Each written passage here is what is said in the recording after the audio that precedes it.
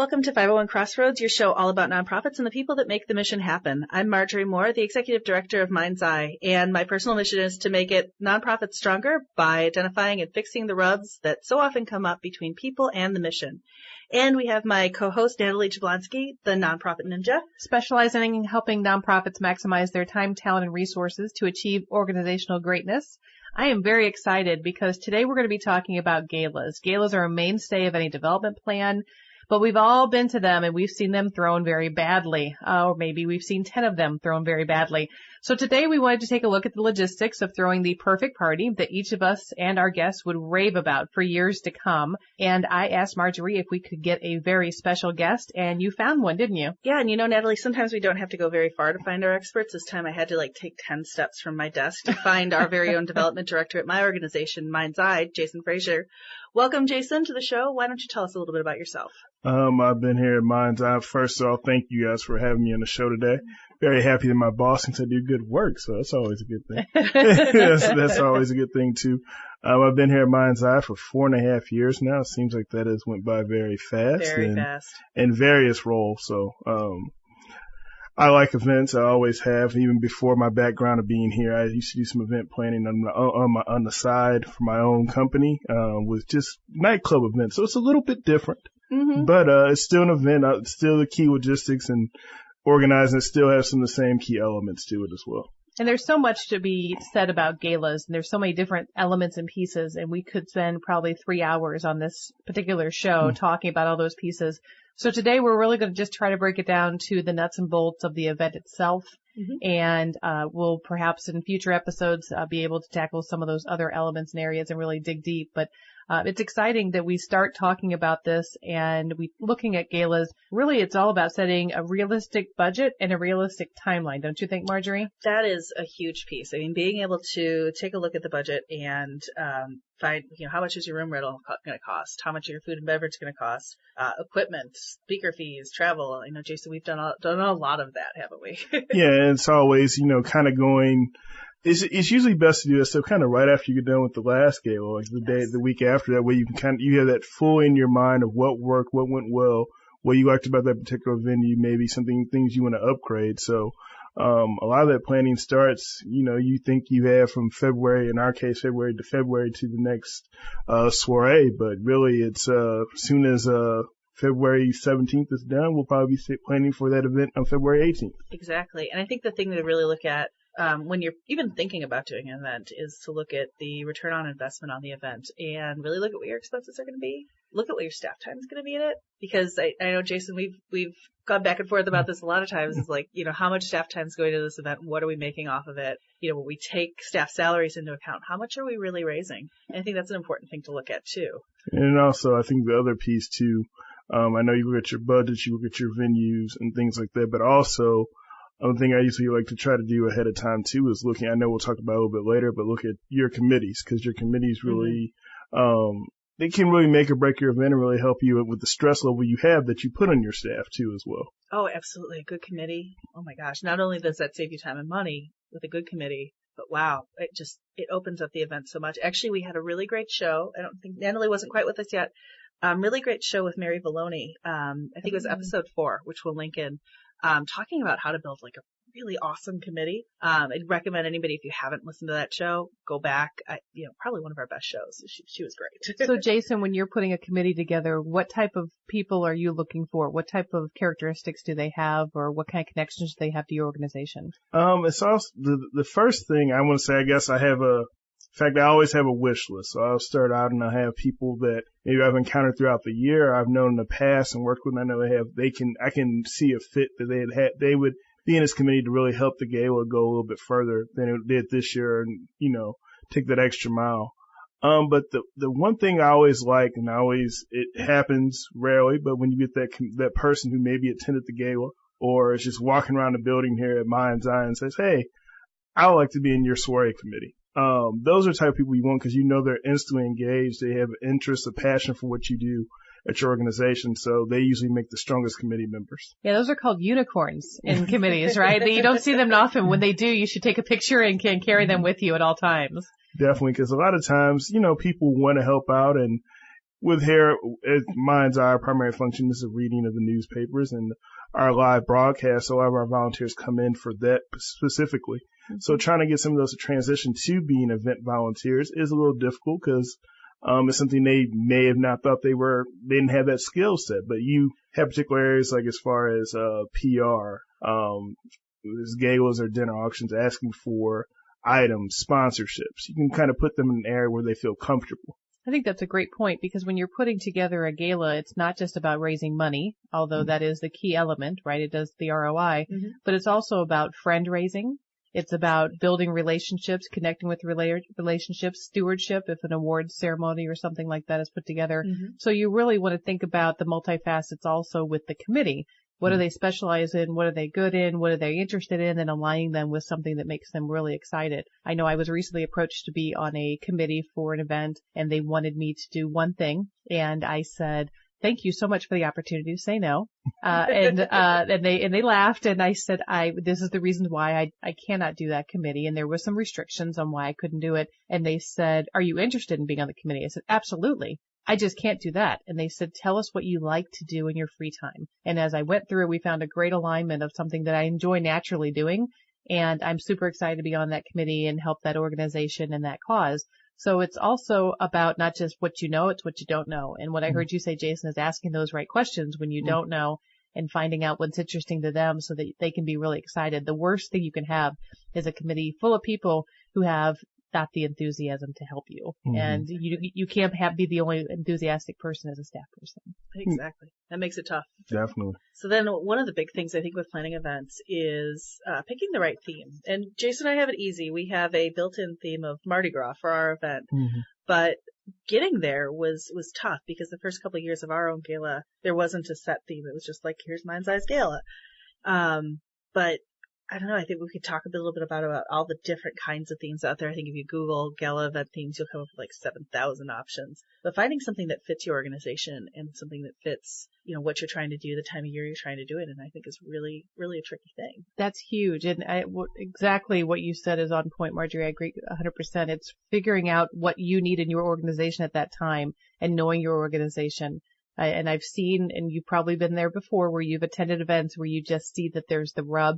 It just doesn't seem like it fits, like it just feels a little awkward. And that's whenever the theme does not go with the mission or the organization's cause or perhaps what they're trying to accomplish. And it almost feels forced. You know what I mean? Yeah. And I think with our theme being it's Mardi Gras themed dinner auction, it gives you that time stamp where your supporters know exactly what time of year your event is. It's very key. It saves you a little bit on your marketing and advertising. They know, hey, next year, the week before Mardi Gras, MindsEye is going to do their soiree pour le veau. And also with your theme too, I like when things make sense for the organization. I don't like when they're just when they can kind of tie into the mission statement. Because it's another thing that you're marketing also the brand of your nonprofit. So with ours with being soiree pour le veau, the evening for sight, it clearly ties into what we do here on a regular basis. The name does, so people get it. Can come out and support and also know exactly what MindsEye, the listening the population that MindsEye tries to support. That's beautiful. The other thing I really loved about that too is for the years, the chair of the event really, really wanted to focus on the masks around Mardi Gras. Because our organization is a site organization, so it was always focusing on the eyes of the organization. We're an eye care not eye care, but eye organization, and those masks, they gave another subtle reminder of that, which was kind of nice to hold in. That's fantastic. I also love it when organizations look and see what they want to accomplish beyond, again, just the ROI. And then use that to help guide their themes. So, for example, if they're looking at their donor database and they have a lot of baby boomers and older in their donor database and they're really trying to attract perhaps the younger generation within their events, maybe a traditional gala is not what they want to aim for. Maybe they want to do something more with denim and diamonds type piece or something where children or families are involved with that gala, really trying to bring in that younger audience. So you can figure out what you need as an organization and apply that to picking your theme as well. Absolutely. That can be a tough thing to do if you're going to be extending out, going past the regular gala. I think we talked a little bit about an event you did with children at one point. Which, yes. That's got to be a little tricky to come up with events for that. We put together a tea party and it was done on a afternoon of a weekend and children came with their own stuffed animals and they had a great time. And the moms and grandmoms enjoyed it very much, and we eventually evolved that into an evening gala. But it took us some time to be able to cultivate the strong women in the household to be able to be familiar with our organization and then value the mission of our organization. And once that took place, then we were able to make the next leap into now we're going to have an evening because the women were connected to that. No man willingly puts on a tuxedo, but will do lots of things for the woman in their life. And so it was really the women in that committee, the chairperson of that committee, who really helped to make that linkage happen and make it work. Because I think when you find out, like, when you have a certain gala, and because around here, we're doing this show mainly because there's a lot, every nonprofit around here nationwide seems like a gala is one of their key events. So if you don't have a proper theme that makes you kind of stand out, you're just another day on the calendar, another event on the calendar. So that way, if you can make yourself stand out, have something different, something for your supporters and maybe people who don't even know of you look forward to, gives you a leg up. And I think that's a great point because you often have things that are unique and special to you as well that you can use to highlight your gala. So we recommended, of course, going into Google and typing in gala themes and having the world as your fingertips. But a lot of things can be in your own backyard. So if you have access to a beautiful patio, for example, maybe it's more of a patio themed, evening cocktail type piece. If you have access to animals, then maybe you incorporate that somehow into what you're doing. So you had mentioned, what you do with yours with regards to eyes and vision and connecting those dots. So sometimes looking for your unique concept starts at home and looking at what you have that's really unique. It stands out about your organization. Absolutely. I think anytime you can make it special, the better. I think one thing that you said earlier too, Natalie, that I just want to point out to everybody, because so often our gala has grown to be fairly successful for an organization our size. It's sometimes making up almost a fifth of our budget, which is great. And I get people, saying, oh, we want to throw a gala because we want to make that kind of money. We're in our 13th year. And the one thing that a lot of people forget is that galas don't raise a ton of money in their first couple of years. It's a slow build. You got a labor of love. Yeah. I mean, unless you're one of those organizations that has that built-in group already that's, going to go to your event and spend money on it, and you're going to get your sponsors, and you've got that group, and you've got all that infrastructure already laid. You're not going to make hundreds of thousands of dollars in the first year. Right. Unless you've got a really fantastic development director. Right. And a really committed committee. And Jason's not available. Jason's here. Right. Fine. So let's talk about some of the expenses that go into, because the expenses that eat into that net revenue and really things that we inevitably have to take care of, but that can trip us up a little bit.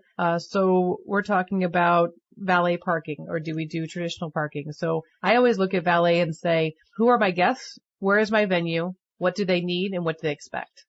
If you can answer those questions, then you will know whether or not valet is, quote, necessary. So if you're planning an event and they are in ball gowns and high heels and you are at that, you show me a woman that wants to walk 3 steps in high heels and I'll show you a liar, right? My husband even calls them valet shoes. He doesn't call them high heels. So then perhaps, yes, if you have something that's, more casual, then maybe it's not, appropriate. Or if you're planning on having your donors spend significant dollars as compared to your organization, not everybody else's organization, just yours. If you're asking them to make that huge step that night, then perhaps you want to make sure you set the stage by having valet and saying, hey, we're treating you because we know you're going to treat us. So I think that's part of that. What else goes into some of those amenities and things that we pick out and plan that sometimes maybe slip through the cracks? I think a lot of times people look at, like, of course, the big things such as your venue, food, if you have some kind of special entertainment like a band or something like that there too. But I think sometimes people forget about the little things. Like, for example, if you have where you give out awards, that's an expense as well. If you're actually your photographer, your just different things of that nature, your checkout process, because there's fees attached to that. There's just different things that keep coming up. Credit card machine. Yeah. I can't tell you how many events I've been to where that's the last minute. Yeah, right. And people forget about those expenses because they're just focused on the big ones, the ones that are the easiest to pinpoint. And then when you get that closer and closer to the event, things just start adding up and adding up. So you always have to make sure that you budget accordingly for those too as well. Do you have any rules about picking your MC for your event? I've heard lots of different people how they pick it, but do you have something that seems to work well for you? Ours is pretty easy because we've had the same one since it's way before me. They've been emceeing the event. The auctioneer has always been kind of a flux thing since I've been here. We seem to be set on one now, but I think with your MC, you want someone that also does have kind of goes with your committee members. someone that has a little bit of compassion for your cause. Mm-hmm. Of course, you can pay somebody to be the MC for the event. But there's an expense, right? There's another expense, right. But also you don't get that natural connection whenever Yeah. they're talking about your event or talking about your volunteers or the people who benefit from your organization.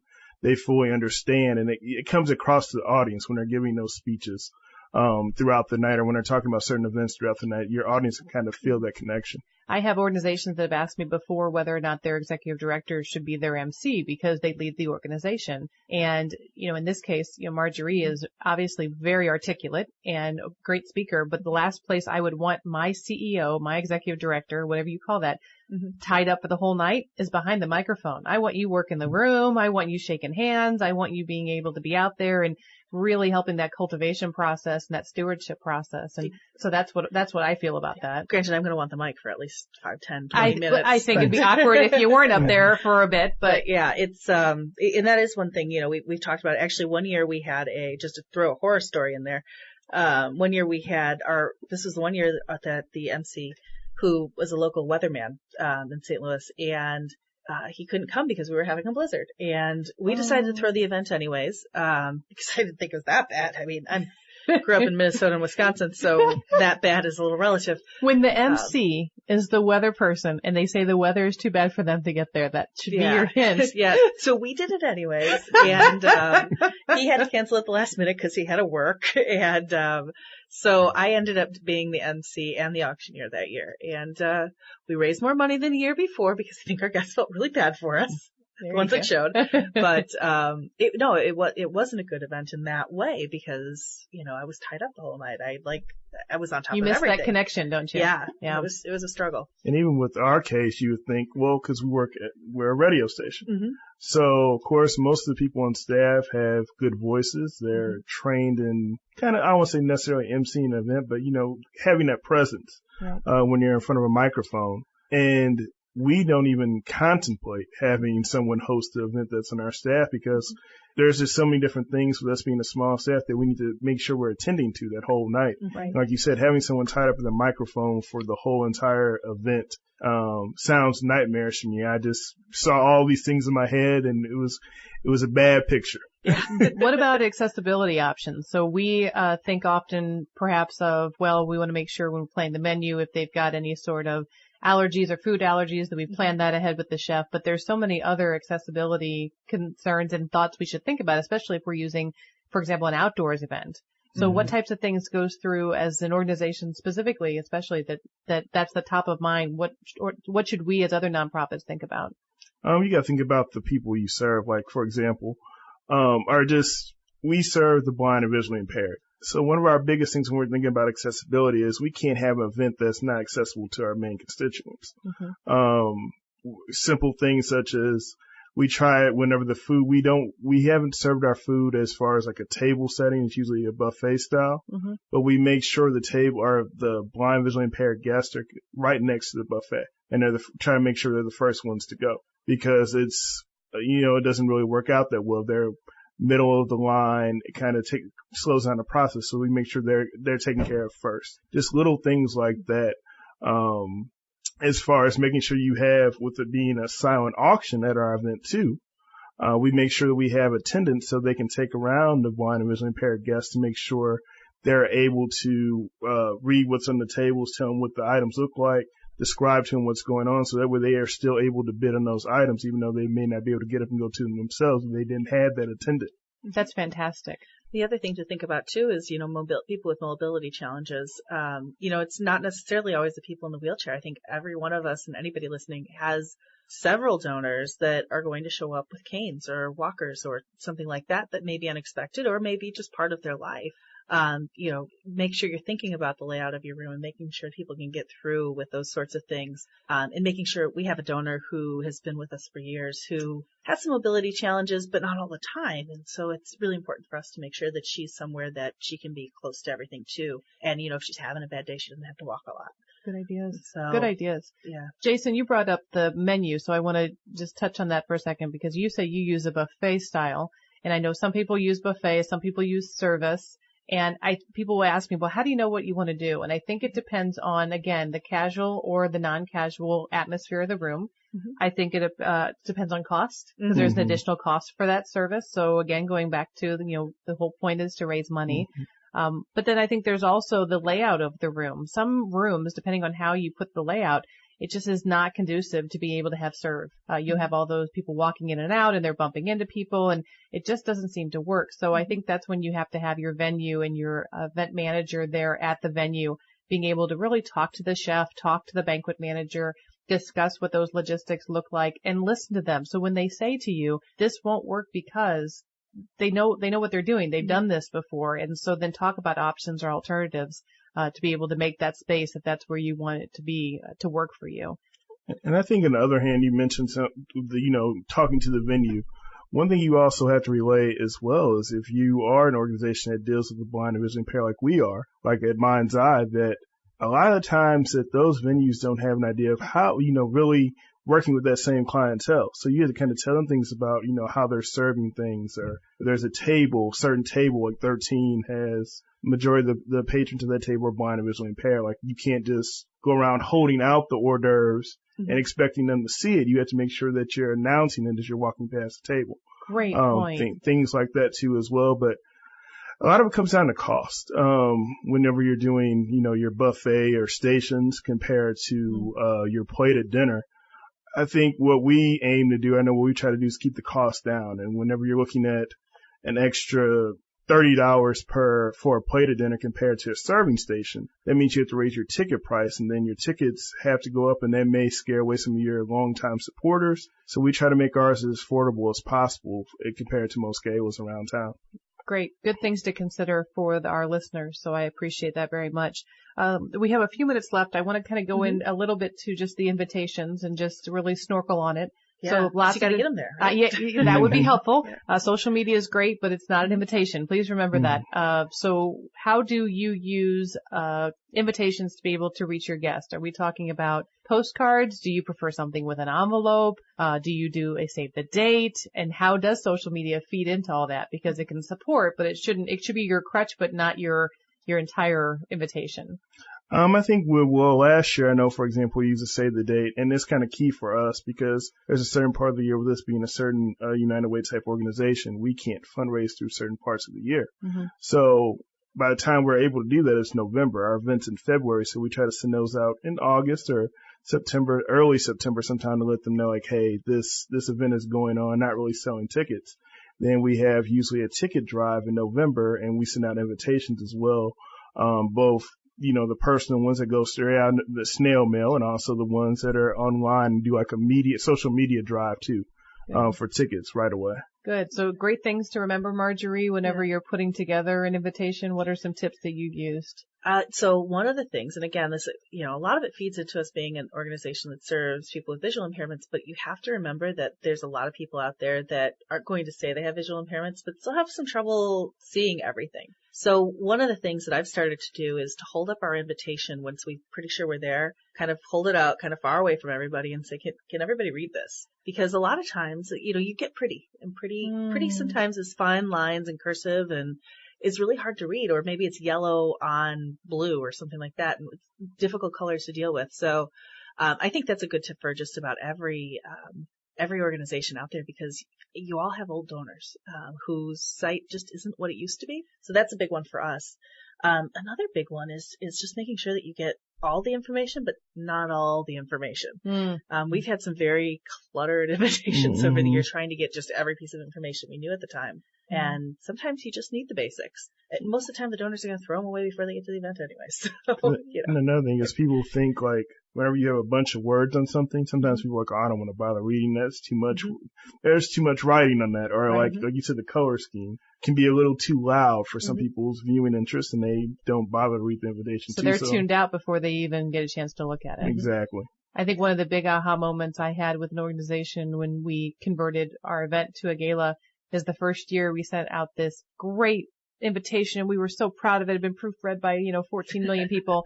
And then all of a sudden we realized that we did not put I'm sorry, I can't attend, but please accept my donation of checkbox. That's the best checkbox. You got to have that. And we missed it. And now people still, even though it didn't have it on there, they would send us a little note back, God bless them. And they would tell us, thank you, I'm sorry, I forgot. But those little things that you just tend to forget, and I know we referenced it in some of the articles that we use for research today, and we'll post some of those up there on checklists and such. But I really think those little things that you just don't think about, can make a big impact to the bottom line dollar. Oh yeah, we actually did one several years ago where we always send our invitations out in the calendar year before the event because it's a February event. And, all the invitations said, February 15th, 2014, but the event was in 2015. And we spent a significant amount of time putting little stickers over it to cover it up and kind of make it look like we meant to highlight the date in this manner. And every nonprofit listener out there is going, oh, we've been there. Yeah. We've all been there. We've made those mistakes. I mean, the whole staff proofread it. It wasn't something that you can do. So, but getting the guests there is really important, but what do you do with them once they get there? Where do you sit them? Do we have open seating? Do we put them at tables together? What do you guys think? I've done events with both. I've done events where we've done open seating. It was more of a family style because it made much more sense for us to do open seating for families. People could just kind of pick a table and crash with each other. It worked. We had a few people came up said, we don't have anywhere to go. And I'm like, oh, it's no problem. We'll move some people around. And as soon as you talk to someone in open seating, they're happy to do so. There's no, front of the room. There's no back of the room in those types of situations. So it's not like there's prime seating, if you will. But I often find that it's stressful on the guests when you do open seating. Yeah. They'd much rather just say, please tell me where to go and where to sit so I don't offend anybody. That's really the goal of the guests. Oh, yeah. And I think another problem with open seating, is when you have, just say you have a sponsor who has like 7 tickets. And they're like that odd number, and they get there a little bit later, and there's a table and only has 3 seats left. There's a table there with 4 seats left. Then they're telling you like, hey, we're upset we didn't get to sit by one another. So you pick your favorites, and then everybody else goes to the exile island, huh? Yeah, so that way that you're making sure your sponsors are they want to come together and sit together, all sitting by each other, and it makes them happy. That's why I was good at I like the assigned seating. I like to keep the sponsors happy, and I think that's a good way to do so. Oh, I agree. I don't want them to feel like they've missed out spending time with their one of their cousins or mom who came in town for the event and they didn't get to sit by them. So I was actually reading an article in Vogue about the Met Gala, which is probably the nonprofit gala there is. They do some really fancy things, but they were suggesting even going so far as doing creative seating assignments, trying to make it sure that because your guests in most cases. Make it so people would have good conversations. They went so far as saying, don't seat husbands and wives at the same table. And I thought, that is some crazy talk there. So yeah. I certainly know some husbands and wives that maybe they would like that. The wife could just take that credit card and go buy all the things. And the husband would panic in the corner. That would be great. I have had, my favorite type of seating is whenever you do have assigned seating, but you don't assign the individual chairs. So that instead of you saying you're in chair number 1 or chair number, having those, it's just saying you're at table number 8. And I know that there's 8 people at that place and there's table number 8. And it allows you to kind of mix up and look and see who else is going to be there. And you can pick kind of where you'd like to be at that table. So it gives them some freedom, but yet also some security. One of my favorite gala moments ever, though, it has to come from that particular assignment. So we had everyone with the table assignments, and we had my CEO come up to me very shortly before we rang dinner chimes and said, there's a problem. There's 2 people at my sitting at my table, and I don't know who they are. And my sister and her husband now have no place to sit. Who are these people, and why did they get at my table? And I said, I don't know. Let me find out. And of course, through creative questioning, I find out who they are. And I said, well, we're happy that you're here tonight. Did you get your table assignments? Oh, yeah, we did. And there was this awkward pause. And so I went to my CEO and I said, so they know they got a table assignment. They know that they have to know they're at the wrong table. Your choice, your call. Do you want me to move them? Or she's like, no, I'll just tell my sister to move at a different table. And her sister and her husband sat at a different table and enjoyed the company of guests they didn't know. But then I do remember the next year she said, please make sure the people that sit at my table are the people who I've invited specifically to sit at my table. Yeah. And that was an awkward moment for all of us. Luckily, we never told the guests, and they still to this day don't know. So that's a good thing. Now they know. Yeah. Jason, in our last second, tell us your favorite big gala moment ever. Favorite gala moment ever. I guess I always focus on the most previous because I think we had one of our biggest supporters, and they just told me over and over again, because we changed venues, did a lot of different things this year, and they just told me how much they really appreciated how we, I don't want to say just elevated ourselves or elevated our gala this year, and then checkout process went through without a hitch this year. So I was very happy about that too. Oh, the checkout process. We can do a whole show on, I think we might do a We whole might do a whole show show on that. on the checkout process. And I think that feedback is crucial. So if our listeners today are supporters of nonprofits or volunteers in nonprofits, please remember that the staff, they work so hard, and you know it and I know it. In those crucial moments, you can hear from Jason in the heart in his voice. They really appreciate those kudos, that pat on the back. They're not looking for big accolades. They're just asking for someone to come up and say, good job, this was great, and to let them know that you appreciated it. So think about that the next time you get your invitation in the mail. Absolutely. We hope to see you all at a gala soon. Jason, thank you for joining us today. Not a problem. We took some time, Thanks, Jason. out of your work there, and your boss will probably be upset about that later. I had to tell her about that. Thank you to all of you for joining us on 501 Crossroads. 501 Crossroads is recorded at the studios of MindsEye Radio and is produced and hosted by me, Marjorie Moore. And me, Natalie Jablonski. Mike Curtis is our sound engineer. Please go to iTunes and Stitcher or your favorite app and subscribe and leave us some feedback so others can find us. You can find us on Facebook at 501 Crossroads. And thank you for listening. And remember, we're all working towards the same outcome.